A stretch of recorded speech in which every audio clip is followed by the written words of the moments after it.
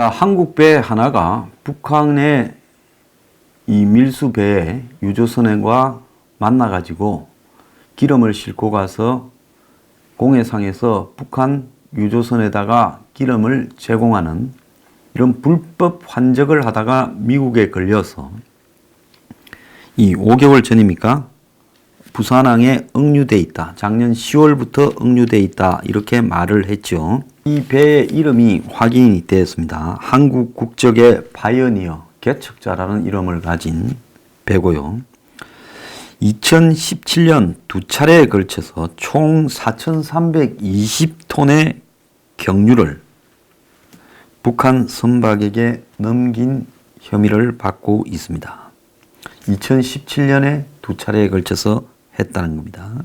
그래서 미국의 정보 당국이 인공위성으로 이 파이어니어호가 공해상에서 북한 배를 만나가지고 석유를 넘겨주는 장면을 다 찍어서 한국 이 정보기관에다가 첩보를 넘겼고, 그걸 파악한 한국 관계 당국이 해당 선박에 대해서 출항 보류 조치를 내린 뒤 유엔 안보리 결의 위반했다고 억류하고 있다는 겁니다.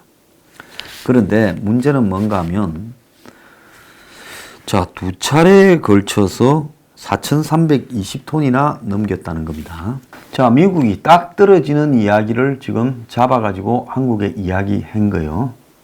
그러니까 한국 정부가 안 할 수가 없어서, 제가 왜 이렇게 표현하는가 하면, 저는 개인적으로 한국의 어떤 유조선을 운용하는 회사가, 유조선이라는 것은 기름을 실어 날라주고 그 다음에 기름 실어 날라준 대가를 받는 회사지, 직접 배에 기름을 싣고 팔로 다니는 회사는 아니지 않습니까? 그래서 유조선도 보통 해운회사가 소속이거나 아니면 유조선이 무슨 가스공사나 석유공사 같은 기름을 전문적으로 수입하는 회사 소속이거나 이 두 개 중에 하나지. 그냥 그때그때 기름을 싣고 택시처럼 공해상으로 나가서 팔로 다니는 그런 게 아니잖아요. 그래서 기름을 파는 회사는 따로 있고 기름을 실어 날라주고 운송비를 받는 회사는 따로 있는 거 아닙니까?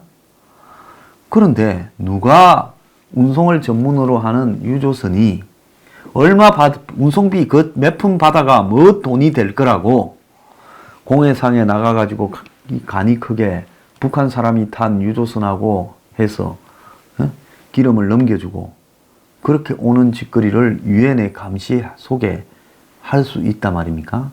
그러면 배 싹 좀 벌라다가 깜빵 가고 회사 문 닫고 배 뺏기게 생겼는데요. 그러지 않습니까? 그 다음에 기름 파는 사람 입장에서도 한번 봅시다. 자, 기름을 파는 부분에 무슨 북한이 기름값을 몇 배로 치줄 것도 아닌데 민간이 했다고 치고 이야기해 봅시다. 시세대로 사갈 건데 한국에도 기름 팔 수 있을 건데 경유를 어디 주유소에서 빼와서 훔친 기름도 아니고 그걸 굳이 북한 놈들한테 기름을 팔아갖고 남을 이익이 어디 있으며 거기에 또 유조선까지도 돈을 줘가지고 그런 위험한 일을 시켰을 때 그냥 일상적인 기름 운송하는 것보다 북한 배를 만나서 기름을 바꿔 실는다 하면 이거 위험 부담 때문에 아마 운송 사학을 한 10배는 비싸게 달라 하지 않겠습니까? 배값은 줘야지 간다고 하지 않겠어요? 우리가 위험한 일을 시키면 굉장히 단가가 높아지지 않습니까? 청부살인 시켜보세요. 단가가 높은가 낮은가. 그런 거 하면 안 되겠지만. 자, 그러니까 이거는 논리적으로 말이 안 된다라는 겁니다. 북한 석탄 그거 좀 싸게 샀다고 20% 북한이 제재에 막혀서 팔 데가 없으니까 좀 싸게 샀다고 그걸 한국에 되팔아서 얻는 이익보다 걸려서 당할 위험이 훨씬 크기 때문에 인생 한 방에 그냥 몇 번 해먹고 완전히 평생 먹고 살 떼돈이 벌어지지 않으면 누가 그런 일을 하겠습니까? 그러니까 북한의 석탄을 밀수하는 거나 또 한국의 경유를 북한에 주는 거나 이런 거는 조직적이지 않으면 누가 돈을 벌려고 이런 일을 할 사람은 거의 없다고 저는 보고 있습니다. 그러면 이런 일에 조폭이 나서서 도탄의 위기에 빠진 북한에 있는 우리 조폭 형님 김정은을 구제하기 위해서 기름을 줍시다. 아니면 석탄을 사서 한국에 팔아줍시다. 이러겠어요? 누가 그러겠어요? 딱 할 사람은 북한이 좋아서 죽고 못 사는 문재인 정권밖에 없고, 정권이 겉으로는 지금 북한에 줄 수 있는 돈의 방법이 없지 않습니까? 만약에 문 정권이 북한에 뒤로 돈을 줬다가는 잘못되면 큰일 나지요. 그러니까 뭐 지금 어떤 방법으로 줘요? 북한에 선수단 오니까 체류비 쪼로 주고, 무슨 뭐 한국의 관광객이나 한국의 무슨 노무현 재단이 북한에 몇백 명이 몰려가가 그 체류비 식대하고 밥값 주고, 개성공단에 연락 사무소 설치한다고 뭐 한 100억 쳐가지고 처음에는 뭐 매덕이다 이러더니만 돈 100억 줘버리고, 또 금강산에서 이산가족 상봉한다고 주고, 만경봉 왔을 때 또 좀 주고, 이런 식으로 밖에 더 하겠어요? 그러니까 궁극적으로 지금 북한을 제대로 도와주는 방법은 북한이 지금 남아도는 물건을 처리해주고, 또 북한이 지금 검수 조치에 막혀서 수입이 불가능한 정제유 같은 걸 북한에다가 주고, 이런 것을 갖다가 밀수로 해주면 걸리면 회사가 감당하고 꼬리 잘라버리고, 그리고 거기에 대해서 피를 잔뜩 줘서 바지들 시켜서 정부가 조직적으로 하지 않으면 이게 할 수가 없다는 겁니다. 그래서 많은 사람들이 의문을 가지고 있죠. 과연 북한이, 우리가 북한에 가고 북한 사람 한국 왔을 때 개성공단이나 뭐 이런 거 비용 좀 주는 걸 갖고 만족해서 이까지 왔을까? 뭔가 주기는 줬을 건데 줄 수 있는 방법이 제한되는데 어떻게 줬을까? 남한의 당국자가 북한에 갈 때마다 돈을 좀 들고 가가 그때마다 달러 다발을 줬을까? 벌써 어떤 사람은 암호화폐 줬다 하지만 그냥 그건 안 믿습니다. 북한이 훔친 거 팔 데도 없는데 그 가격 변동하는 암호화폐를 그걸 뭐 하려고 줘요? 자, 그러면 여기서 중요한 거는 이런 식으로 밀수로 과장을 해서 실제로 북한에다가 북한 석탄을 사줘도 그것도 또 엄청난 이득이고, 또 한편으로 북한이 없는 기름을 그냥 주는 거지요. 예? 누가 그걸 북한에다가 팔아요? 자, 디젤 4,300톤 넘겼다. 기름값 주세요 해가 거기 배에서 북한이 달러 받아라고 던져줍니까? 어떻게 받겠어요? 그러니까 그냥 준 겁니다. 기름을요. 결국은 이 일은 정권과 관계 있는 정보기관 등이 관장해서 이 일을 수행하고, 그리고 걸린 사람들은 전부 다 수사하는 척, 마지못해서 하는 척 해서 시간 끌면서 덮어버리고, 그러면서 또 하고 했을 거라고 저는 보고 있고, 석탄 밀수나 정제유 밀수출 뿐만 아니라 다른 형태의 광범위한 대북 제재를 뚫는 이런 밀수출, 밀수입들이 아주 성행해 가지고 있을 거고, 이 위에도 북한에 돈을 주는 여러 가지 방법들이 지금 개발되어서 어디선가 그걸 전담하면서 이걸 해왔을 거다. 그런데 미국이 2017년 말부터 이제 한국이 구멍을 뚫어 놓은 북한의 비핵화라는 데 말려 들어갔기 때문에 트럼프가 이런 부분을 가지고 다 까디비면서 한국을 이렇게 피곤하게는 안 만들 거다. 그리고 지금 뭐 북한하고 미국하고 정상회담도 했고 뭐 앞으로 비핵화를 해 간다는데 누가 이걸 뭐 끝까지 따지고 피곤하게 하겠느냐. 그래서 사실 작년 중반 이후에는 완연하게 대북 제재가 무너지는 모습이 보였고, 중국, 러시아 등에서 북한에 환적을 하고 밀수입하는 행위가 굉장히 늘어난 게 사실입니다. 자, 이런 분위기 속에서 한국에서 조직적으로 밀수출이 정권의 방조하에 행해졌을 가능성이 매우 크다. 이거는 민간이 하기가 도저히 어떤 이유로도 할 이유가 없는 일들이다라는 겁니다. 자, 그래서요, 이 선박을 운영하는 한국선사는, 이렇게 보면 이것도 해운회사 소속입니다. 그 한국선사는 배를 실제적으로 운영하는 것은 싱가포르 회사이고, 자신들은 불법 한적에 대해서는 알지 못한다는 거예요. 희한하지요. 싱가포르 선사가 실제로 운영을 하고, 근데 한국에 국적으로 해놓고 형식적으로 한국 선사 하나를 이렇게 해운회사 하나를 달아놓고 있다는 겁니다. 그러니까 우리 소속이기는 하지만은 실제로는 싱가포르 회사가 그걸 하고 있다. 그러니까 한국 선사에 소속된 유조선 한 척을 이렇게 빌렸는데 그 실제 주인은 싱가포르 회사다. 그러니까 이중 삼중으로 꼬여 있는 이런 데를 딱 배를 하나 빼가지고 직접적으로 이 환적을 해왔던 겁니다. 그래서 외교 소식통은 우리가 그런 의사가 없었다 하더라도 불이익을 해당 선사가 당할 수 있다. 모른다고 해서 처벌이 면제되는 것은 아니다라고 지금 이야기가 나오고 있습니다. 자, 이와 함께 제재를 위반해서 억류된 배가 지금 옛날에 있었던 기존에 알려졌던 3척, 그 다음에 이번에 이 파이오니어호 한 척 외에도 더 있다. 2척이 더 있다고 지금 알려지고 있습니다. 부산항에는 올 2월에 지금 묶여가지고 조사를 받고 있는 파나마 국적의 K호와 북한 흥남을 출발해서 2월 1일 석탄을 포항항으로 싣고 왔다가 조사를 받고 있는 토고, 아프리카 토고 국적의 D호가 있다는 겁니다. 자, 그뿐만 아니라 한 달에 미국 재무부가 북한과 불법 환적으로 이렇게 의심 리스트에 올렸던 한국의 루니스라는 배가 있지요. 그 배가 무슨 활동을 했는가도 지금 공개가 됐는데 한국당의 유기준 의원이 폭로한 자료에 따르면 루니스호는 2017년 1월부터 올 2월까지 27차례에 걸쳐서 16만 5,400톤의 정유 제품을 싣고 나갔다는 겁니다. 그런데 이 배는 북한의 단골 환적 장소로 활용하는 동중국해에 주로 출몰을 했다는 겁니다.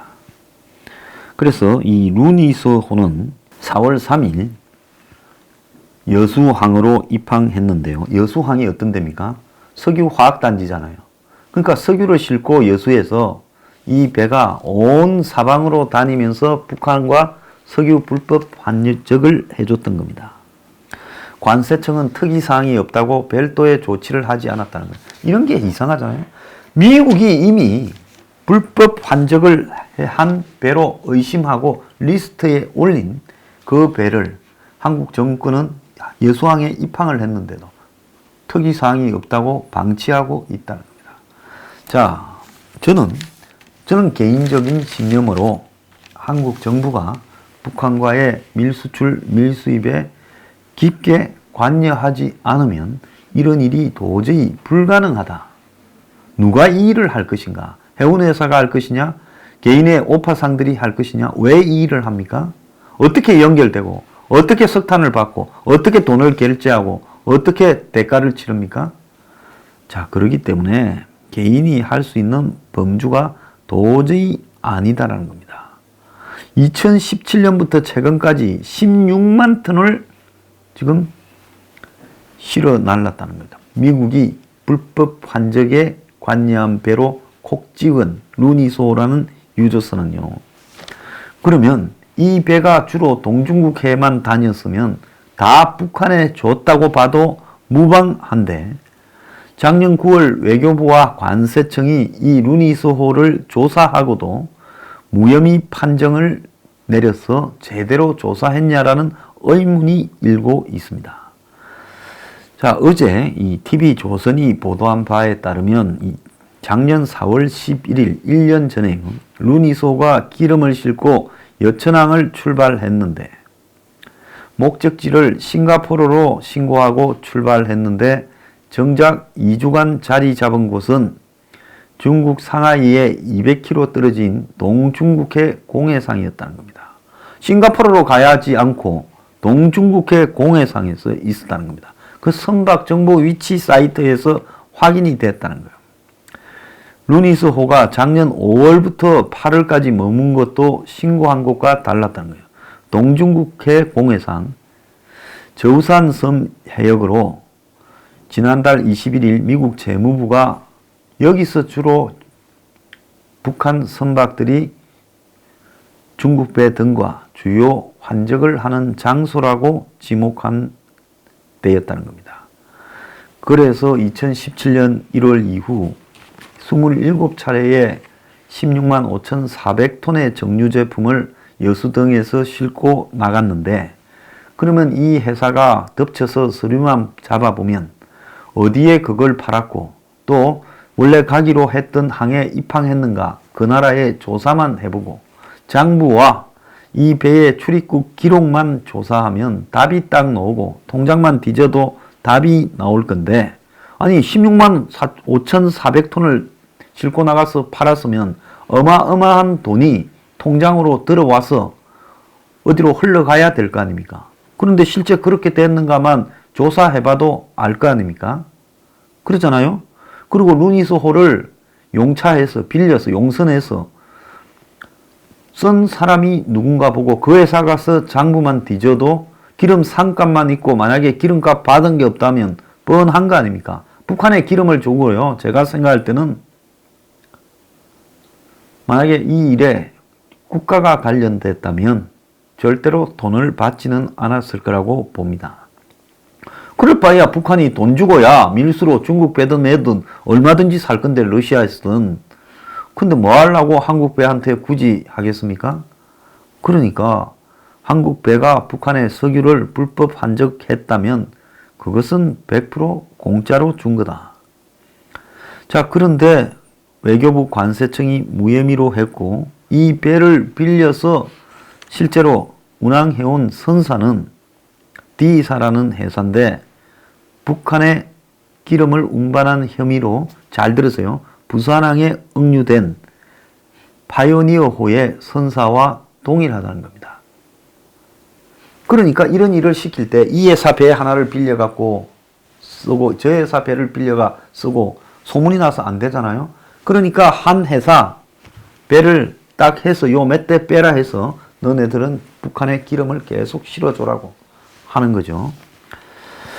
자, 이 업체는, 선사는 9월부터 2달간을 조사를 해도 무혐의 처분이 나왔고 위치 추적기를 끈 사실도 없다. 관세청은 루니스가 입항했지만 혐의가 없다. 앞에서 말한 것처럼 여전히 그렇게 말을 하고 있습니다. 근데 파이어니어호는 해상에서 대량 환적을 할 때 출항 때보다 배가 해수면 위로 더 떠오르기 때문에 위성 등에 적발될 수 있다고 판단해서 선박 규모에 비해 훨씬 적은 양의 정제유를 북한 측에 이렇게 준 걸로 지금 알려지고 있습니다. 자, 이 말은 무슨 말인가 하면 7,800톤급 유조선이 실을 수 있는 양은 뭐 한 5,000톤 된다 하면 1,800톤만 싣고 가거나 2,500톤만 싣고 가서 준다는 거예요. 왜? 자, 한번 보세요. 기름을 많이 실으면 무거워서 배가 밑으로 이렇게 홀수선이라 그럽니까? 가라앉지 않습니까? 가라앉았던 배가 낮게 가다가 이제 만약에 기름을 다 주고 오면 위로 툭 튀어나오지 않겠습니까? 그러니까 이 변화가 심하면 결국은 들키니까 그걸 갖다가 속이려고 일부러 많이 싣고 가지 않았다는 겁니다. 도대체 몇 척의 배가 북한의 이 불법 밀수에 관련돼서 멈춰 있느냐. 지금 외교부는 4척이라고 하고 유기진 의원실은 5척이라고 하고 또 오늘 동아일보에 보면 기존의 4척 외에 2척이 발이 묶여서 더 조사를 받고 있다고 하고. 자, 작년에 2017년에 석탄 밀수한 걸로 3척이에요. 그 다음에 여기 파이어니어 하면 4척이에요. 요거 말고 2척이 더 조사받고 있다고 이렇게 돼 있어요. 그래서 제가 생각할 때는 6척이 정답이다 이렇게 보고 있습니다. 이 배 이름이 지금 북한에 4,300톤의 경유를 넘겼다라는 배 이름이 피바이오니어, 정확하게 그냥 바이오니어가 아니라 피바이오니어라고 이렇게 확인되고 있습니다. 보예에 따르면 이 피파이어니어호는 지난해 4월부터 억류 시점인 10월 사이 6개월 동안 항적을 다 살펴보니까 5차례 동중국해 공해상에 머물렀다는 거예요. 자, 이 일대는 미국 정부가 아까 말했던 대로 북한 선박의 밀수가 집중적으로 이렇게 이루어지는 지역이다라고 딱 눈여겨보고 있었는데, 이 피파이어니어가 4월 8일 날 작년 여천항을 나가면서 싱가포르에 간다 해놓고는 동중국해에서 AIS 선박 자동 식별 장치를 보내고 추가 신호는 안 보냈다가 4월 6일, 16일 날 5일 뒤에 남해 바다의 모습을 드러내고 부산항에 나타났다는 겁니다. 그러니까 동중국해 공해상에서 최대 5일간 선박 식별 장치를 껐다는 거예요. 자, 비행기가 가면 비행기에서 발사하는 신호가 관제탑에 있어서 비행기가 레이더에서 어디에 있다. 마찬가지로 배도 똑같은 식으로 레이더 신호를 보내야 되는데 그걸 껐다라는 겁니다. 자, 이 기간에 원래 목적지로 신고했던 싱가포르의 입항 흔적을 전혀 남기지 않은 점이 매우 이상하다는 겁니다. 그리고는 4월 21일 날 울산을 떠나서 차항지를 베트남으로 신고했는데 5월 25일 날 한 달 만에 부산으로 되돌아올 때까지 베트남 쪽으로는 가지 않았다는 겁니다. 그리고는 4월 28일 날 기점으로 동중국해에서만 AIS 신호가 5차례 포착됐다는 겁니다. 그러니까 베트남이 아닌 동중국해에 한 달 가까이 떠돌아다니다가 돌아온 거예요. 유령선이에요. 유령선. 마의 삼각지대예요. 5월 31일 또 울산을 나간 피파이어니어가 7월 12일 싱가포르에 갔는데 당시 울산에서 남쪽 방향으로 운항하다가 동중국해 공해상에 멈춰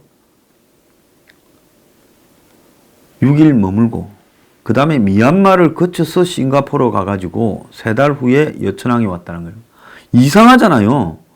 싱가포르 가는데 왜 미얀마로 갑니까?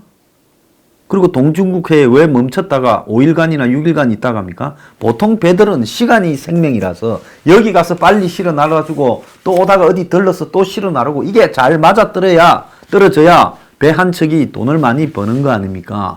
거기에 혈안이 돼 있는데 이 배는 세워라 내워라 하고 나갔다 하면 안 보이고 동중국해에 가고 엉뚱한 데서 발견되고 이 유령선 아니냐는 거예요.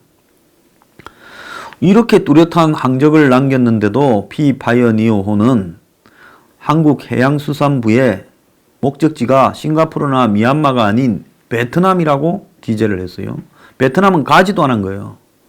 또 지난 8월 28일 날 여천항을 나갈 때는 남쪽으로 나가는 모습을 보이고는 AIS 신호가 아예 꺼버렸다가 9월 4일 날 여천항에 다시 입항할 때 켰다는 겁니다. 기가 찬 거예요. 자, 그래서 피파이어니어호의 운항 행태가 미국 정부 주의보에 이름이 공개된 18척의 지금 의심스러운 환적 선박과 똑같은데 루니스호라고 미국이 이미 공개한 것과 다니는 길목이 똑같다라는 겁니다. 자, 여러분, 어디에 누가 몇천 톤씩 되는 배를 유령선으로 운행을 하겠습니까? 말이 안 되잖아요. 사업하는 사람이 이렇게 하겠습니까?